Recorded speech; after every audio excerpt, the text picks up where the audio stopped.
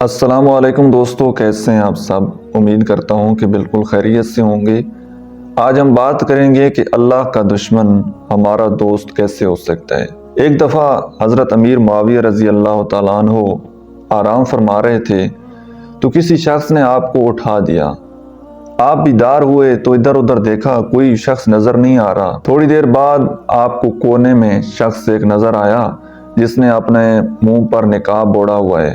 تو آپ رضی اللہ تعالیٰ عنہ نے کہا ہے کہ کون ہے تو کہ جس نے مجھے اٹھایا ہے اور میرے گھر میں بغیر اجازت کے تو کیوں گھسا ہے؟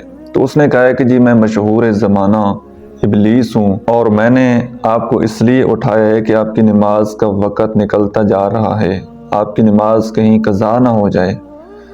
آپ رضی اللہ تعالیٰ عنہ نے کہا ہے کہ ایک تو میرے گھر میں بغیر اجازت کے گھس آیا ہے اور دوسرا اوپر سے یہ کہہ رہا ہے کہ آپ کی نماز کا وقت نکلتا جا رہا ہے، حالانکہ تیرا کام تو ہے لوگوں کو برے کام کی طرف دعوت دینا، یہ تو نیکی کا کام ہے، یہ تو کیسے کر سکتا ہے؟ ضرور اس میں کوئی تیری چال ہوگی، مجھے آرام سے بتا دے کہ تو نے کیوں اٹھائے؟ ابلیس کہتا ہے کہ جی ہم نے بھی اللہ تعالیٰ کی بڑی نعمتوں سے فائدہ اٹھایا ہے، تو میں نے تو اسی لیے اٹھایا کہ آپ کی نماز قضا نہ ہو جائے۔ حضرت معاویہ رضی اللہ تعالیٰ عنہ کہتے ہیں کہ مجھ سے بحث مت کر، جہاں پر تجھے کوئی راستہ نہیں ملے گا اور میں تیری کسی چال میں آنے والا نہیں ہوں، لہٰذا مجھے سچ سچ بتا دے کہ کیوں اٹھایا ہے۔ آگے سے ابلیس کہتا ہے کہ جی آپ نے میری بات کا یقین تو کرنا نہیں ہے، چلیں اب میں آپ کو سیدھی سچی بات بتا دیتا ہوں۔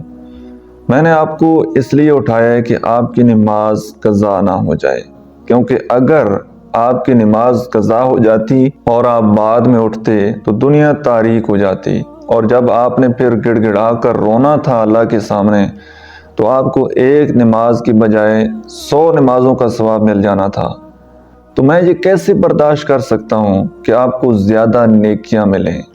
میں نے یہ حسد کی وجہ سے کیا ہے کہ آپ کو زیادہ نیکیاں نہ ملیں، اس لیے میں نے آپ کو اٹھا دیا ہے۔ یہ واقعہ مولانا رومی اپنی کتاب حکایات رومی میں لکھتے ہیں کہ بے شک شیطان انسان کا کھلا کھلا دشمن ہے، لہٰذا ہمیشہ اس سے چوکنے رہو، ہمیشہ اس سے ہوشیار رہو۔ آج کے لیے اتنا ہی، ملتے ہیں انشاءاللہ نیکسٹ ویڈیو میں، تب تک کے لیے اللہ حافظ۔